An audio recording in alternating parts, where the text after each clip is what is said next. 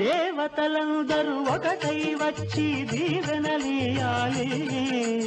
దేవతలందరూ ఒకటై వచ్చి దీవెనలియాలి నీ పసుపు కుంకుమ సౌభాగ్యం నూరేళ్లు నిలవాలి నిన్నటి పాపవు నువ్వు రేపటి తాతను నేను ఇల్లాలి శ్రీమంతం ఒడి నిండే సౌభాగ్యం